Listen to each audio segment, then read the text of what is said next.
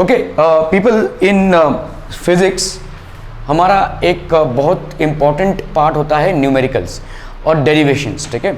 तो फिजिक्स में जो डेरिवेशंस हम करते हैं, डेरिवेशन मतलब क्या होता है, what is derivation people? Derivation derivations, ठीक है। आपके जितने भी फिजिक्स में भाई साहब फॉर्मूलाज होते हैं, whatever formulas you have in physics they are basically derived, ठीक है, इनके डेरिवेशंस होते हैं। और इन डेरिवेशंस को हम जब करते हैं तो काफ़ी सारा मैथमेटिक्स इन्वॉल्व होता है। और मैथमेटिक्स में जो प्राइमरी चीज़ इन्वॉल्व होती है वो है आपकी डिफरेंशिएशन, ठीक है। डिफरेंशिएशन जो आप मैथमेटिक्स में पढ़ेंगे of course, and you will also study integration, ठीक है। तो मोटे मोटे तौर पे आपको मैं बता दूं कि डिफरेंशिएशन और इंटीग्रेशन होता क्या है, ठीक है। समझो एक बहुत बड़ा लेंथ है, ठीक है, और इसको आप डिवाइड कर रहे हो, छोटे छोटे टुकड़ों में आप डिवाइड कर रहे हो, ठीक है। तो इसको जब आप ऐड करते हो तो ये समझ लो dx, ये समझ लो dx, ये समझ लो dx, ऐसे आप ऐड करते जा रहे हो। तो इसको हम क्या बोलेंगे, this dx when it is added up in small units, इसको हम बोलते हैं इंटीग्रेशन। और इंटीग्रेशन के कुछ फॉर्मूलेज होते हैं। और डिफरेंशिएशन मतलब इसको हम तोड़ना, ठीक है। तो आपको डिफरेंशिएशन और इंटीग्रेशन के फिलहाल आप फिजिक्स में इस चीज को करेंगे तो irrespective of whether you have taken maths और not, you have to know this, ठीक है। आप मैथ्स लें या ना लें, इसको आपको सीखना पड़ेगा, जानना पड़ेगा, और इनको आपको अप्लाई करना पड़ेगा। बहुत डीप आपको नहीं जाना है, लेकिन प्राइमरी जो डिफरेंशिएशन और इंटीग्रेशन के फॉर्मूलेज हैं वो जानना बहुत ज़रूरी है, ठीक है। अदरवाइज आपको डेरिवेशन समझ में नहीं आएंगे। फिजिक्स में आप देखोगे हर दूसरे डेरिवेशन में आपका या तो डिफरेंशिएशन या तो इंटीग्रेशन यूज हुआ है, ठीक है। So let's see, okay. So let us learn about what are we going to learn, differentiation and integration। तो हम यहाँ पे differentiation और integration को समझने की कोशिश करेंगे। बहुत important concepts है। अगर आप देखोगे ये है pure maths, this is basically pure maths, but very important from physics, ठीक है, perspective से। आपके derivation में तो इसको आना ही आना है, ठीक है। डेरिवेशन जब आप फॉर्मूलाज डिराइव करते हैं, ठीक है, और न्यूमेरिकल्स में भी ये लगते हैं, they are also applicable in numericals, ठीक है। खासकर अगर आप आईआईटी के लिए तैयारी कर रहे होंगे या एमएससीटी के लिए तैयारी कर रहे होंगे, ठीक है, तो आपके न्यूमेरिकल्स में ये बहुत ज़्यादा अप्लाई होंगे। और बाकी नीट वगैरह के लिए डेरिवेशन जानना बहुत ज़रूरी है, ठीक है, फिजिक्स में। तो डिफरेंशिएशन और इंटीग्रेशन हम सीखेंगे। डिफरेंशिएशन में क्या क्या है भाई साहब, फंक्शन है, समझ लो। If the value of a quantity से y depends on the value of another quantity x, then y is the function of x। मतलब कैसे बोलते हैं, y कोई क्वांटिटी है एंड फंक्शन ऑफ x, समझ लो x कुछ, फंक्शन ऑफ x कुछ भी हो सकता है। जैसे समझ लो function of x could be like x plus 1 या x square plus x plus 2 या x square minus 2x plus 1, ये सारे आपके फंक्शन ऑफ x हो गए, ठीक है। So if the value of a quantity y depends on the value of another quantity x, hence y is the function of x। तो y क्या हो जाएगा भाई साहब, fx हो जाएगा। क्लियर है, ठीक है। तो y will be function of x। Clear है, क्लियर है, क्लियर है। जैसे जैसे समझो, अगर मैं यहाँ पे लिख रहा हूँ y is equal to x square minus 2x plus 1, इसको मैं दूसरे तरीके से क्या लिख सकता हूँ, y is dependent on fx। Clear है, are we clear on this one people? Okay. So the quantity y is called dependent variable and the quantity x is called independent variable। तो क्वांटिटी y को हम क्या बोलेंगे, dependent variable है, क्योंकि y की value किस पे डिपेंड कर रही है, x की वैल्यू पे। x कोई भी वैल्यू ले सकता है, इसीलिए x की वैल्यू, हम इस x को क्या बोलेंगे, इंडिपेंडेंट वेरिएबल। वेरिएबल मतलब बच्चा पार्टी क्या होता है, जिसकी वैल्यू वेरी करे, ऊपर नीचे हो, ठीक है। तो इसको हम बोलेंगे independent variable and this is basically known as dependent variable. तो आप देखो यहाँ पे y is equal to 2x square plus 4x plus 7 है। अगर मैंने यहाँ पे x की वैल्यू ले ली 1, तो y की वैल्यू क्या हो जाएगी, देखो 2 into x square that is 1 का स्क्वायर प्लस 4 इंटू 1 प्लस 7, मतलब आ गया कितना आपका 2 इंटू 1 का स्क्वायर मतलब 1, 2 1 जा 2, 4, 2 प्लस 4 प्लस 7 कितना आ गया आपका 13 आ गया। क्लियर है, ठीक है, okay. When x is equal to 1, when x is equal to 2, y की वैल्यू क्या हो जाएगी, 2 इंटू 2 का square plus 4 into 2 plus 7 that is 23। Clear है भाई साहब, ये क्लियर है, ओके। अगर समझ लो भाई साहब कोई भी डाल लो, as the value of y depends on the value of x, y is the function of x, ठीक है। तो y को हम क्या लिखेंगे बच्चा party, y will be function of X, Y will be function of X. Are we clear to this one people? बहुत बढ़िया, ठीक है।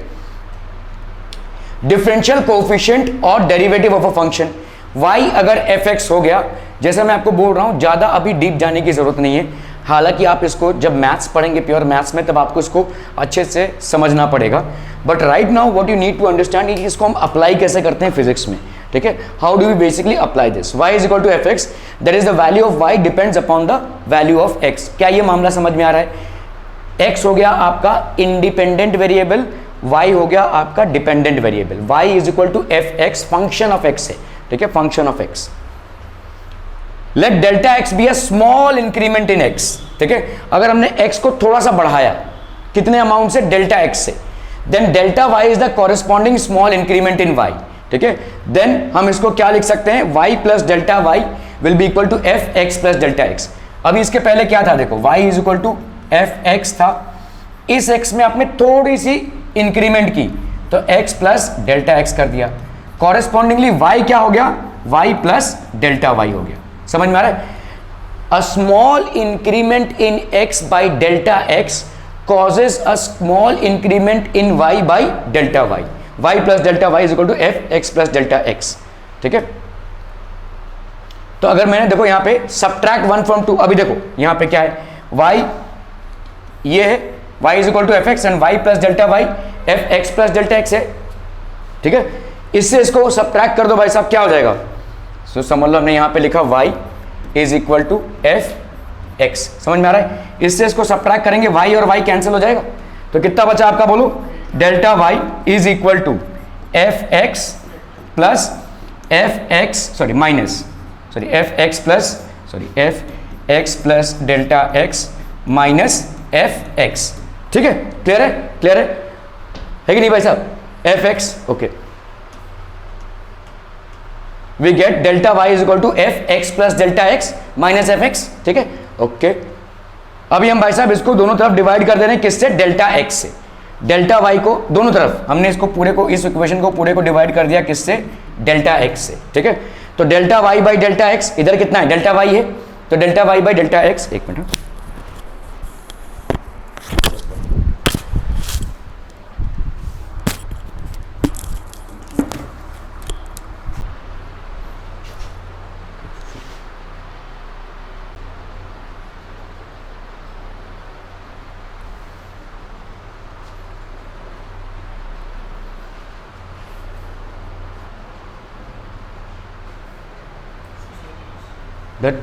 सही, ठीक है। सो ये सारे आपके बहुत इंपॉर्टेंट फॉर्मूलेज हैं people. D by d x of sine x is equal to cos x, d by d x of cos x is equal to minus sine x, d by d x of tan x is equal to sec square x, d by d x of sec x ये हो जाएगा sec x tan x, d by d x of cosec x minus cot square x, d by d x of cot x minus cosec square x, d by dx of log x 1 by x, d by dx of ax is equal to ax log a, d by dx of ex is equal to ex, d by dx of xn nx n minus 1, ठीक है। Okay, we will see all these functions here. ओ ये क्या हो गया?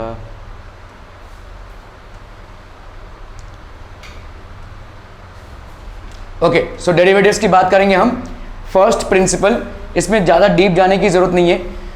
f is differentiable at x, then f x की value क्या हो जाएगी? Limit h approaching 0 x plus h minus f x.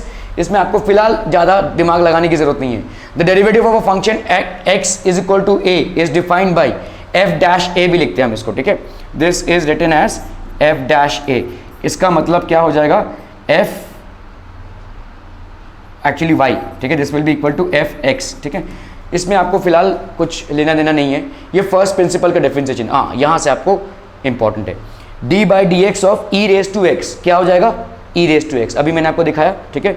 d by d x of log base E x ये क्या हो जाएगा? 1 बाई एक्स, ठीक है। एक चीज याद रखना, लॉग को हमेशा आपको, इधर ध्यान दो, ये सब तो आपको मिल जाएगा रिकॉर्डिंग में भी, लॉग को हमेशा आपको बेस ई लेना है, तभी आप उसका डिफ्रेंसिएशन कर सकते हैं। आपकी जो लॉग टेबल है वो लॉग बेस 10 है, ठीक है, लॉग टेबल है वो लॉग बेस 10 है।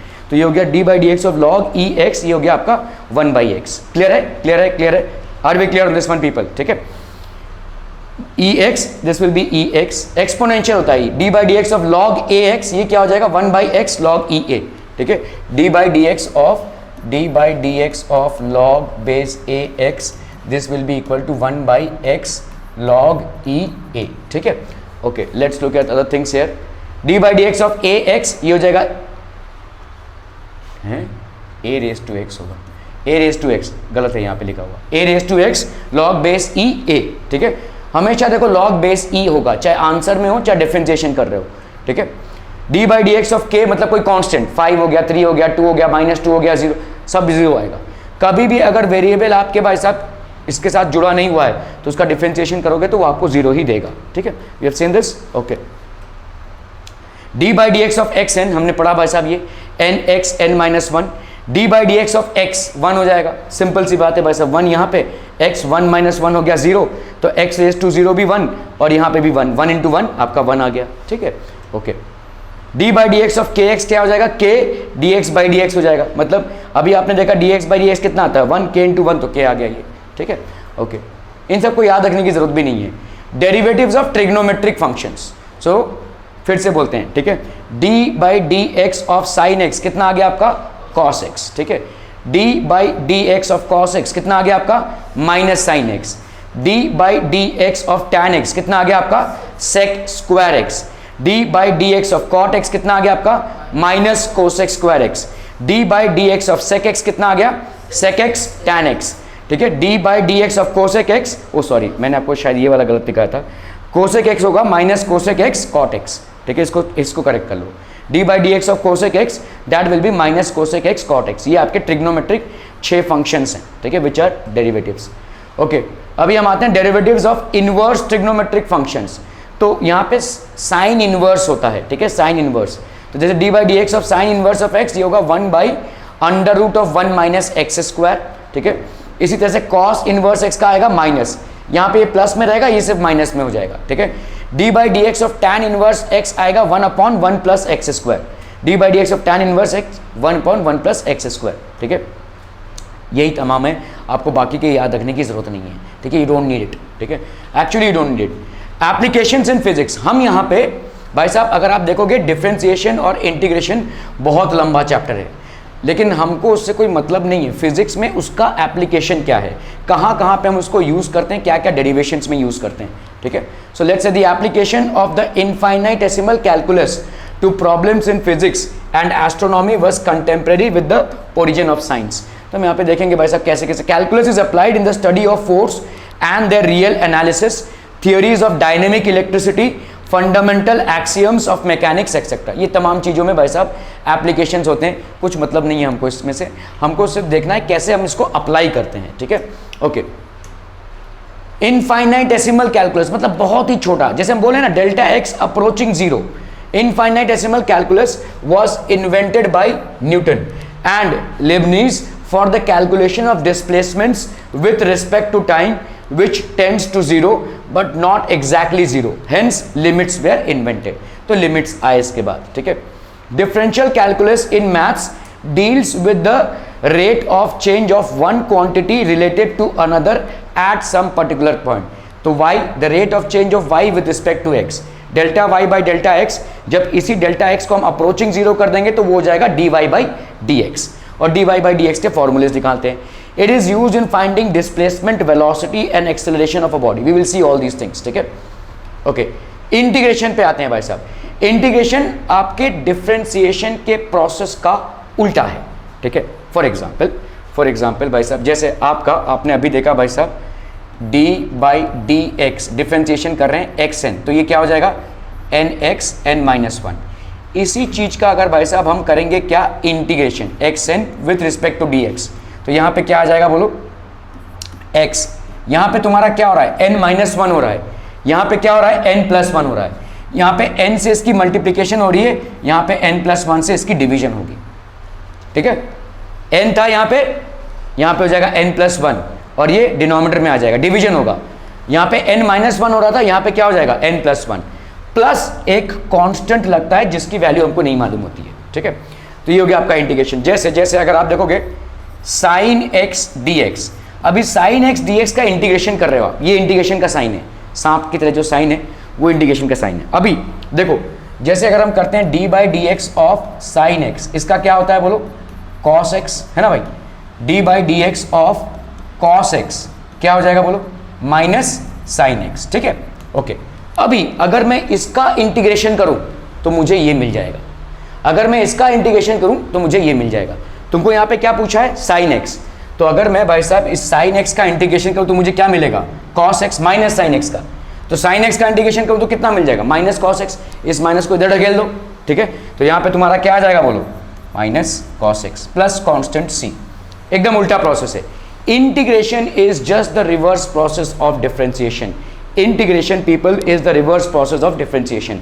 Are we clear? चलिए अभी जैसे देखो आपका यहां पे क्या था, अगर मैं करूं यहां पे cos x, बोलो क्या हो जाएगा, cos x dx क्या हो जाएगा, d by d x sine x का कितना है, cos x, तो cos x का इंटीग्रेशन करूंगा तो मुझे कितना मिल जाएगा, sin x, ठीक है।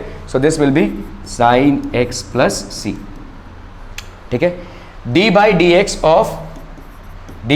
ऑफ tan x तुमको कितना मिला था, sec स्क्वायर x मिला था ना।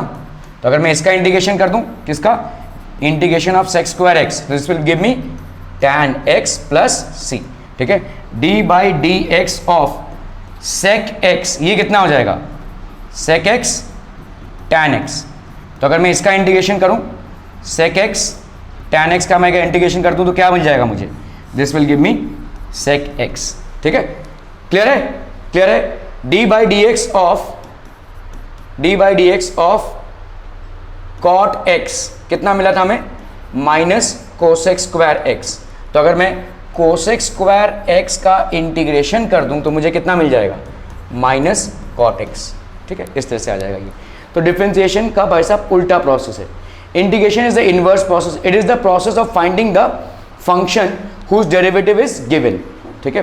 तो suppose f x is the derivative of function g x, तो हम यहाँ पे क्या लिखते हैं भाई साहब, d by d x of g x is equal to F x, तो integration of f x will give you g x, ठीक है। If differentiation of g x gives you f x, then integration of f x will give you g x, ठीक है।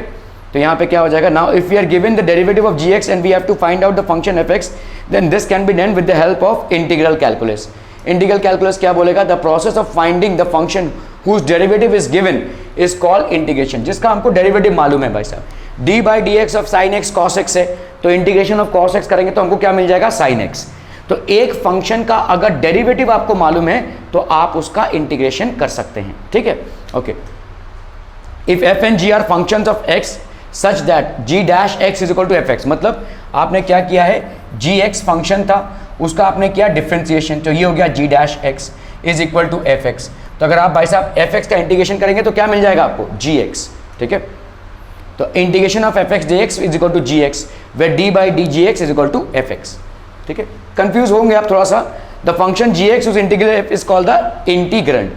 इन सबसे हमको कोई multiple नहीं है, ये इसको मतलब है, जो चीज़ों से आपको मतलब है वो ये है। D by d x g x is equal to F x है, तो integration of f x will give you what, g x, ठीक है। इंटीग्रेशन ऑफ एफ एक्स, तो आपका भाई साहब इंटीग्रेशन ऑफ एफ एक्स क्या देगा आपको, जी एक्स प्लस एक कांस्टेंट सी आ जाएगा, there will be a constant c. ये कांस्टेंट सी हट जाता है जब हमारा डेफिनेट इंटीग्रेशन होता है, we will come to that, otherwise you will get confused too much, ठीक है। therefore based on the above definition and various standard differentiation formula we obtain the following integration formula। following integration formula देख लीजिए क्या क्या हो जाएगा, ठीक है। d by dx of x n plus 1, ये हो जाएगा आपका n is equal to 1, ठीक है, when n is not equal to -1। तो x n का d, इसको आपको याद रखना है, ठीक है। ये क्या हो जाएगा, देखो अभी हमने बताया x n plus 1 और n plus 1 plus c constant, where n is not equal to -1, क्योंकि अगर n is equal to -1 हो गया तो ये वाला आपका 0 हो जाएगा। तो इसका मतलब x रेज टू -1 का आप इंटीग्रेशन नहीं कर सकते, डायरेक्ट इंटीग्रेशन नहीं कर सकते, ठीक है। Are we clear on this one people, ठीक है। तो एक्स एन डी एक्स का क्या हो जाएगा, x n plus 1 upon n plus 1 plus c, okay. चलिए आते हैं d by d x of log x, ये क्या आएगा 1 बाई एक्स, ठीक है ओके। तो 1 by x cut D x करेंगे हम, देखो सब उल्टा प्रोसेस है, ठीक है। D by d x of log x क्या दे रहा है आपको, 1 बाई एक्स, तो इंटीग्रेशन ऑफ 1 बाई एक्स करोगे तो क्या दे देगा आपको, लॉग एक्स, ठीक है okay. D by d x of E x क्या दे रहा है आपको, ई एक्स, तो इंटीग्रेशन ऑफ ई एक्स करोगे तो क्या आ जाएगा, ई एक्स, है ना भाई साहब। इंटीग्रेशन ऑफ ई एक्स करोगे तो क्या आ जाएगा आपका, e x plus c, constant c, okay.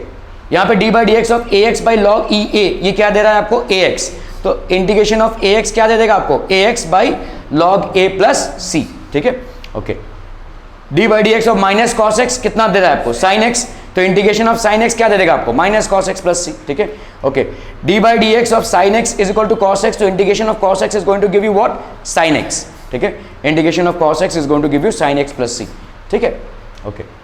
D by d x of tan x कितना दे रहा है आपको, सेक्स स्क्वायर एक्स, तो integration of sec square x is going to give you what, tan x plus c, tan x plus c, ठीक है, okay. D by d x of minus cot x क्या दे रहा है आपको, cosec square x, तो integration of cosec square x क्या दे देगा आपको, minus cot x plus c, ठीक है। D by d x of sec x क्या दे रहा है आपको, सेक एक्स टैन एक्स, ठीक है, तो integration of sec x tan x क्या दे देगा आपको, सेक एक्स प्लस सी, ठीक है। D by d x of minus cosec x क्या दे रहा है आपको, कोसेक एक्स कॉट एक्स, तो integration of cosec x cot x क्या दे देगा आपको, minus cosec x plus c. Are we clear to this one people, okay okay okay. D by d x of log of sine x, ये होगा आपका cot x, ठीक है, ये हम पढ़ेंगे, कॉट एक्स का क्या हो जाएगा, log of sine x plus c. D by d x of minus log cos x, ये होगा टैन एक्स, तो इंटीग्रेशन ऑफ टैन एक्स आपको क्या दे देगा, minus log cos x plus c. D by d x of minus log sec x plus tan x, ये आपका सेक x है, तो इंटीग्रेशन ऑफ सेक एक्स आपका ये आ जाएगा, ठीक है, okay. D by d x of log cosec x minus cot x, ये होता है आपका कोसेक एक्स, ये सब थोड़ा आपको याद रखना, इतना लगता नहीं है लेकिन फिर भी if you can make a note of it you will not be getting confused, ठीक है। Sine inverse of x by a, ये थोड़ा सा हायर मैथमेटिक्स में जा रहे हैं हम, ठीक है, 1 by under root of a square minus x square, तो d by d x of, अगर इंटीग्रेशन कर रहे हैं d x upon a square minus x square, तो ये हो जाएगा sine inverse of x by a plus c. इतना लगेगा नहीं, जो मैंने आपको लिखाया था ना वही काफ़ी है, फिर भी इसका अगर नोट बना सकते हो तो अच्छी बात होगी। Cos inverse of x by a, ये हो जाएगा minus 1 by a square by x square, तो अगर हम इंटीग्रेशन कर रहे हैं किसका, अगर मैं इसका इंटीग्रेशन कर रहा हूँ तो this will give you cos inverse of x by a plus c, ठीक है। D x 1 by a tan inverse of x by a, इसका क्या होगा 1 by a square plus a, तो d x by a square plus x square 1 by a tan inverse of x by a plus c. Applications in physics, okay, example of work done by constant force. अभी हम देखेंगे भाई साहब physics में ये apply कैसा होता है, ठीक है। Example of work done by a constant force, an apple weighs about 1 newton, if you lift the apple 1 metre above a table you have done approximately 1 newton metre of work, है कि नहीं। Work done क्या होता है भाई साहब, work done is force into displacement, force कितना है 1 न्यूटन का, मतलब ये एप्पल है ना, an apple weighs about 1 newton, उसको आपको उठाने के लिए कितना फोर्स लगेगा, 1 न्यूटन का फोर्स लगेगा, तो 1 newton into displacement that is 1 metre, तो ये हो गया 1 newton metre. This is the work done, this is the work done, ठीक है, ओके। ये एप्पल है भाई साहब, ठीक है। So what is the work done, f into s, f into s मतलब displacement 1 newton into 1 metre, that is 1 newton into 1 metre. तो work done by a constant force can be directly calculated by the above formula since the displacement is in a straight line। अभी भाई साहब आपका displacement यहाँ पे क्या है, straight line में है भाई साहब, ठीक है, मतलब कैसा है, ये एप्पल को आप ऊपर की तरफ लेकर जा रहे हैं, तो सिंपल कर रहे हैं आप, work done is equal to force into displacement. आपने देखो पढ़ा है वर्क डन एक्चुअली क्या होता है, force into displacement cos of theta, ये होता है, मतलब फोर्स और डिस्प्लेसमेंट में अगर एंगल थीटा होता है तो एफ एस कॉस थीटा, ये होता है वर्क डन, ठीक है, okay. But if the force is varying then the work done is calculated by using integration. अभी हम देखेंगे कैसे इसको करते हैं, ठीक है। ये तो आपका सिंपल एक सवाल था जिसमें इंटीग्रेशन यूज नहीं हुआ है। Work done by a variable force, अगर भाई साहब जो फोर्स है वो ऊपर नीचे हो रहा है, मतलब फोर्स की वैल्यू जो है ऊपर नीचे हो रही है, तब आप कैसे कैलकुलेट करेंगे वर्क डन, ठीक है। Then how you are going to, if the force varies, example compressing a spring, ठीक है, we need to use calculus to find the work done. एक कंप्रेस कर रहे हैं हम स्प्रिंग को, तो यहाँ पे भाई साहब force, if the force is given by f x then the work done by the force in moving along the x axis from a to b. इसको हम कैसे कैलकुलेट करेंगे, देखो force is given by f x then the work done by the force, तो ये this will be equal to a से लेकर B तक गया एफ एक्स, ये हो गया फोर्स, और डी एक्स मूव किया आपने, छोटा सा डिस्टेंस मूव किया, मतलब कैसा है देखो यहाँ पे ये छोटे छोटे डिस्टेंसेस हैं, ठीक है, डी एक्स डी एक्स, ऐसा आप एक्स एक्सिस में मूव कर रहे हैं ना, देखो यहाँ पे दिया हुआ है, ठीक है। If the force is given by F x, तो फोर्स किस डायरेक्शन में एक्ट कर रहा है, इस डायरेक्शन में एक्ट कर रहा है, ठीक है।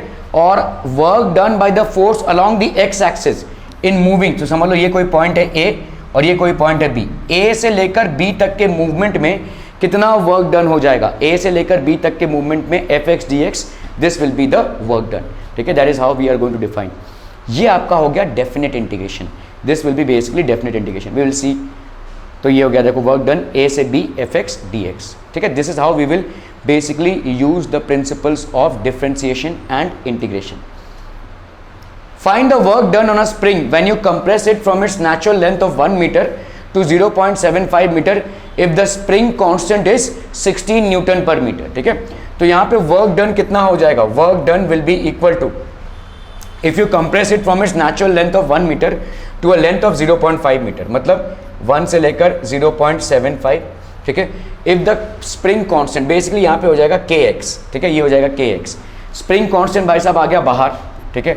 तो ये हो गया x, ये स्प्रिंग कांस्टेंट के 1 0.75 और ये हो गया आपका x dx, x dx की वैल्यू क्या हो जाएगी, x रेज टू 1 अपॉन यहाँ पे क्या हो जाएगा 1 + 1, ये हो गया आपका 1 से लेकर 0.75 और ये हो गया k is how much, k is how much people, k is 16 Newton पर मीटर, ठीक है, ये हो जाएगा 16, that is how it is. थोड़ा सा कॉम्प्लिकेटेड लग सकता है बट लेट्स सी, ठीक है।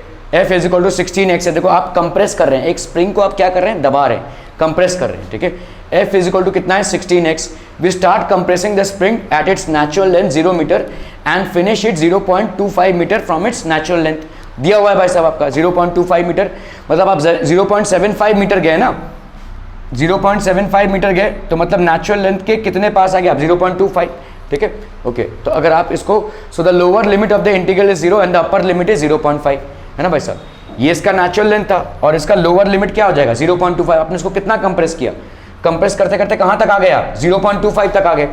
पहले तो कोई भी एक्सटेंशन इन लेंथ नहीं था, कोई भी कंप्रेशन इन लेंथ नहीं था, अभी आप कहां से कहां तक आए, 0 से लेकर 2.5 तक, ठीक है। तो आपका भाई साहब वर्क डन 0 से लेकर 0.25 16x dx, इस 16 को भाई साहब बाहर कर लोगे क्योंकि कांस्टेंट है, अंदर क्या बचा बोलो x dx, और ये लिमिट्स बचे आपके 0 और 0.25, ठीक है, ओके। अभी ये 16 आया, x रेज टू 1 है, देखो अगर हम करते हैं क्या, अगर हम करते हैं क्या भाई साहब x n dx करते हैं तो ये होता है आपका क्या x n + 1 upon n + 1 plus constant लगता है। ये जो कॉन्स्टेंट है अगर यहाँ पे लिमिट्स होंगी तो ये कॉन्स्टेंट नहीं लगेगा, ये कॉन्स्टेंट नहीं लगेगा, ठीक है, ओके। तो ये हो गया 16 और यहाँ पे कितना हो गया बोलो x dx 0 से लेकर 0.25 तक, तो ये हो गया 16, x की वैल्यू क्या हो जाएगी बोलो 1 + 1 अपॉन 1 + 1 बिटवीन 0.25 एंड 0, है ना।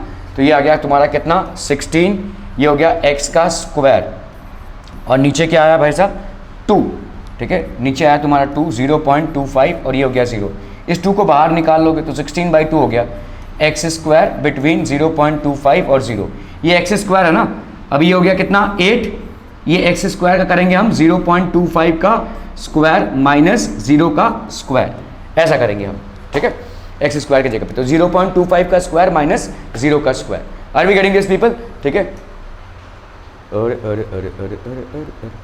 ठीक है, तो ये 8x स्क्वायर हो गया, ठीक है, 0.25, 8 को बाहर निकालेंगे तो 0.5 न्यूटन मीटर आ जाएगा, ठीक है। एप्लीकेशंस इन फिजिक्स और देख लेते हैं। Calculus is deeply integrated in every branch of the physical sciences, बहुत डीपली इंटीग्रेटेड है, इसीलिए पहली बात तो आप सारे फॉर्मूलाज याद कर लीजिए भाई साहब डिफरेंशिएशन और इंटीग्रेशन के, बहुत बहुत ज़रूरी है, बहुत ही ज़रूरी है, otherwise you will not be able to do sums. Integral calculus covers the accumulation of quantities such as areas under a curve. Although we do not have standard methods to calculate the area of some shapes, calculus allows you to do much more. तो calculus से हम बहुत सारा कुछ निकाल सकते हैं। जैसे देखो, अगर समझ लो मेरे को ये जो कर्व है एक, इसके नीचे जो रेडिश पोर्शन जो एरिया है, इसको अगर मुझे कैलकुलेट करना है तो calculus will help me doing this, ठीक है। Calculus will basically help me doing this. Trying to find out the area of a shape like this would be very difficult if calculus wasn't there, ठीक है, अगर calculus नहीं होता था तो। Finding the average of a function can be representing many things. One example is the path of an aeroplane, ठीक है। Using calculus you can calculate its average, cruising, altitude, velocity, acceleration, ये सारी चीज़ें find out कर सकते हैं. Same goes for a car, बस और anything that moves along a path. ठीक है. Now what would you do with a speedometer on your car? Calculus is one of the greatest inventions of modern science. Among many applications of integral calculus to physics and engineering, we consider work, force, water pressure, center of mass. इन सब चीज़ों में calculus बहुत extensively use होता है. Work, force, in determination of water pressure and in determination of center of mass as well. इन सब में बहुत extensively calculus use होता है. The area under a curve, a building has parabolic archways and we need to supply glass to close its archways. तो how much glass is needed? जैसे समझ लो एक building में ऐसे आर्क है, आर्क कहता है ना, वैसा ऐसा आर्क होता है बिल्डिंग में, और इसमें हमको ग्लास लगाना है. तो कितना एरिया ग्लास का लगाना पड़ेगा? कैसे कैलकुलेट करोगे? ऐसे छोटे छोटे में कैलकुलेट करोगे क्या? नहीं. तो इंटीग्रेशन से आप इसको संभाल सकते हैं. You can basically calculate by means of integration. We need to know the area under the curve, और ये एरिया अंडर द कर्व आता है आपके इंटीग्रेशन से. It basically is under. We will see how to do this in two ways. Using an approximation, finding areas of rectangles. ठीक है, finding areas of rectangles using integration.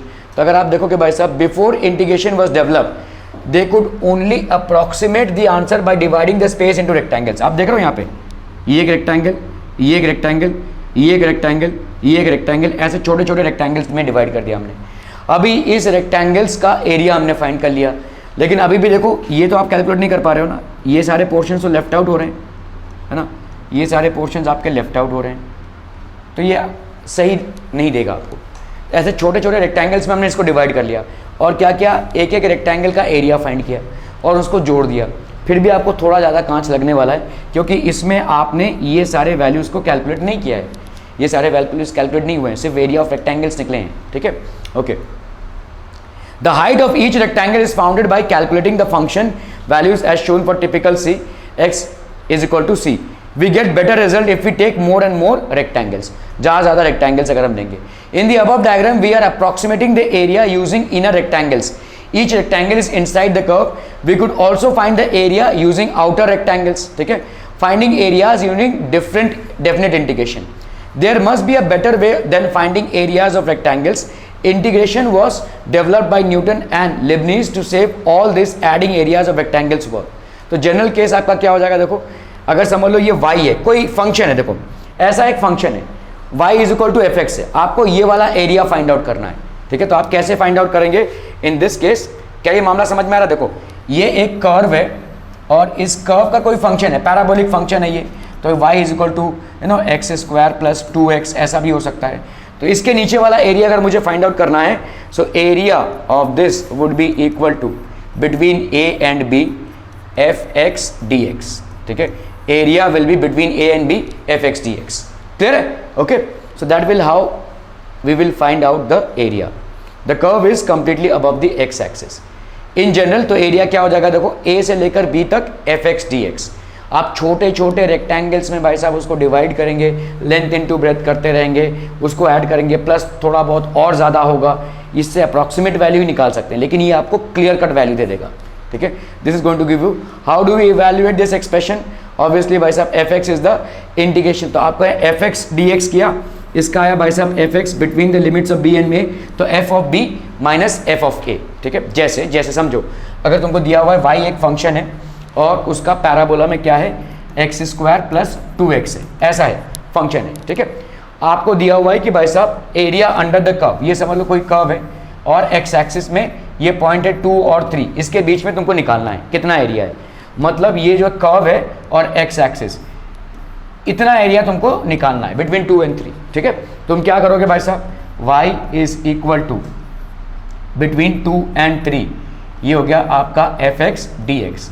So that will be 2 से लेकर 3 तक, यहाँ पे क्या हो जाएगा, x square plus 2x dx, x square plus 2x dx. ठीक है, कर लो भाई साहब अभी इंटीग्रेशन. तो यहाँ पे क्या हो गया, एक्स स्क्वायर का इंटीग्रेशन करेंगे प्लस भाई साहब 2x का इंटीग्रेशन करेंगे, dx लिखा रहेगा यहाँ पे, dx लिखा रहेगा 2 से लेकर 3 तक, 2 से लेकर 3 तक. यहाँ पे क्या आ जाएगा बोलो, 2 है तो 2 + 1 अपॉन 2 + 1, ये हो गया कितना, बिटवीन 3 एंड 2. ठीक है, प्लस यहाँ पे 2 बाहर आया, यहाँ पे x 1 + 1 और यहाँ पे हो गया 1 + 1. ठीक है, बिटवीन 3 एंड 2. कितना हो गया यहाँ पे तुम्हारा, बोलो x, ये हो गया 2 + 1 कितना हो गया 3, और यहाँ पे 2 + 1 कितना हो गया 3, सो that will be between 3 and 2, plus यहाँ पे कितना हो जाएगा 2, यहाँ पे x कितना आ गया स्क्वायर, और यहाँ पे 2, ये हो गया आपका 3 and 2, ये 2 भाई साहब बाहर निकल जाएगा, ठीक है। तो ये हो गया x का क्यूब, और ये हो गया 3, ये 3 भाई साहब बाहर निकला 1/3, ठीक है, और ये 3 और 2 प्लस यहाँ पे 2 और ये 2 बाहर आ गया, this will B x square, और ये हो गया 3, ठीक है। सो इसको अगर हम करते हैं थोड़ा सा कॉम्प्लिकेटेड लगेगा भाई साहब, 3 क्यूब माइनस 2 क्यूब, ठीक है, प्लस x स्क्वायर है, तो यहाँ पे हो जाएगा भाई साहब x क्यूब 3 क्यूब, यहाँ पे हो गया आपका 3 का स्क्वायर माइनस 2 का स्क्वायर, जो भी इसकी वैल्यूज आएंगी, ठीक है। कॉम्प्लिकेटेड लगेगा भाई साहब, don't worry, you will be able to do this. Area under curve is very useful, acceleration है, देखो वेलोसिटी है, ठीक है, डिस्प्लेसमेंट है, all these are found out by, देखो यहाँ पे अगर वर्क डन करना है मुझे, ठीक है, वर्क डन को फाइंड करना है, ठीक है, a plot varying force in x direction is shown. तो अगर भाई साहब यहाँ पे फोर्स है और यहाँ पे एक्स डायरेक्शन में देखो फोर्स ऊपर नीचे हो रहा है, मतलब इंक्रीज हो रहा है और डिक्रीज हो रहा है, एक्स आई से लेकर एक्स एफ तक अगर आपको भाई साहब वर्क डन कैलकुलेट करना है तो आप क्या करेंगे भाई साहब, ये सारे एरियाज को ऐड करते जाएंगे, है ना, सारे एरियाज को चिट्टू पिट्टू ऐड करते जाएंगे तो एफ एक्स डेल्टा एक्स हो जाएगा। तो इसी को अगर हम इंटीग्रेशन में करें, the area under the graph between x I and F gives the total work done, ये टोटल वर्क डन हो जाएगा, और ये क्या हो जाएगा भाई साहब, तो energy of a body is work done, या एनर्जी एक ही बात हो जाएगी, energy of a body is capacity to do work. Example भाई साहब, कोई a moving vehicle possesses energy since it does work against friction and air resistance before coming to rest and the engine is switched off। तो देखो कोई moving vehicle है, ये constantly भाई साहब एयर रेजिस्टेंस और फ्रिक्शन के अगेंस्ट काम कर रहा है, ठीक है। सो ऑब्वियसली इसके अंदर क्या हो जाएगा, एनर्जी आ जाएगा, ठीक है। So there is a constant, water stored in a dam has energy since it can run the turbines when the water flows down the turbine। भाई साहब किसी डैम में अगर वाटर स्टोर है, जैसे ही आप इसको छोड़ेंगे बहुत जोर से नीचे जाएगा ये डैम्स में, ठीक है, okay. This is basically you see this energy, why, because इतने हाइट तक वाटर आ गया है, तो potential energy here is getting converted into kinetic energy. Here the water is stored, once you release it will be coming with a huge force, and once it comes down with a huge force it will rotate the turbines, और इससे electricity generate होती है, ठीक है, इससे electricity आपकी generate होती है, ठीक है। So water stored in a dam has energy since it can run the turbines when the water flows down the turbine. अगर भाई साहब water flows down the turbine हो रहा है तो होगा। In mechanics we are interested in mechanical energy, ठीक है, जहां पे moving body, a body possesses mechanical energy in 2 different forms. क्या क्या हो जाएंगे भाई साहब, energy, so that will be basically kinetic energy, and the other will be potential energy. Kinetic energy क्यों होगी बॉडी की, ड्यू टू मूविंग, और पोटेंशियल एनर्जी मतलब स्टोर्ड एनर्जी होती है ड्यू टू इट्स पोजीशन, ठीक है। Potential energy of a body is the energy stored due to change of position, whereas kinetic energy is the energy of a body when it is moving, ठीक है, okay, by virtue of its position और configuration, ठीक है। तो जैसे position क्या होता है, जैसे हम लोग कोई ईंटा रखा हुआ है यहाँ पे, अभी मैंने उसको वो हार्मलेस है, जैसे मैंने उसको उठाकर इसके ऊपर रख दिया, अभी थोड़ा सा भी इसको खिसका देंगे तो वो डैमेज कर सकता है, नीचे गिरी हुई चीज़ों को डैमेज कर सकता है। Why all of a sudden which was harmless, all of a sudden why it has become so harmful, because it has you have done work against gravity, and when you do work against force the energy gets stored in the body। तो आपने उस body की position change की है, जिसके वजह से उसमें क्या स्टोर हो गया है बच्चा party, potential energy, potential energy store. और मूविंग बॉडी की कोई भी एनर्जी होती है तो इसको हम बोलते हैं kinetic energy. These are things which you have already studied. जैसे कोई देखो यहाँ पे समझ लो धनुष बाण है, ठीक है, ये आपका धनुष बाण है, ठीक है, आपने कोई तीर लगाया है, इसमें कुछ नहीं होगा, जैसे ही आप इसको खींचेंगे और छोड़ेंगे भाई साहब ये फट से आगे जाएगा। तो what have you done, you have change the configuration, आपने इलास्टिसिटी बढ़ाई, फट से छोड़ा उसको, आगे गया, ठीक है। So potential energy gets converted into kinetic energy and simultaneously kinetic energy gets converted into potential energy। Are we clear to this one people? Okay। Kinetic energy भाई साहब क्या हो जाएगी, energy is the energy possessed by a body by virtue of its motion। It is measured by the amount of work done that the body can do against the opposing force acting on it before coming to rest, ठीक है। तो example जैसे आपका देखो यहाँ पे a vehicle is in motion, a satellite going around the earth, a bullet fired from a gun, water flowing along a river, ठीक है। पोटेंशियल एनर्जी क्या हो जाएगा भाई साहब, potential energy of a body is energy possessed by body by virtue of its position. Example stretched और compress spring. आपने भाई साहब किसी स्प्रिंग को कंप्रेस कर दिया, जैसे इसको छोड़कर पट्टे से ऊपर जाएगा, है ना। किसी स्प्रिंग को स्ट्रेच कर दिया, जैसे छोड़ेंगे पट्टे से कुछ हो जाएगा, ठीक है। स्ट्रेच्ड और कंप्रेस स्प्रिंग, अगर आपने स्ट्रेच किया होगा या उसको कंप्रेस किया होगा, ठीक है। और क्या है भाई साहब, water stored in an overhead tank. आपके घरों में जो पानी आता है वो आता कैसे है, आपके बिल्डिंग में पहले पानी आएगा, उस पानी को टंकी के ऊपर चढ़ाया जाएगा और फिर छोड़ दिया जाएगा। जैसे ही वॉल खोलेंगे तो भाई साहब वो पानी सब घरों में जाएगा। तो क्या हो रहा है, उसमें पोटेंशियल एनर्जी होगी। जैसे आपने टैंक में उसको स्टोर किया तो पोटेंशियल एनर्जी हो जाएगा, तो वहां से वो छोड़ेंगे। तो अगर हम इंडिविजुअली इसको टैंक में नहीं चलाते हैं तो क्या होगा, फिर आपको सबको मोटर लगाना पड़ेगा, हर एक इंसान को मोटर लगाना पड़ेगा, ठीक है। ओके, तो ये आपका देखो टैंक है, इसमें से सब वाटर जाता है। So these are basically example. Let us see the energy concept in the following activity. Oh, ये तो थैंक यू हो गया।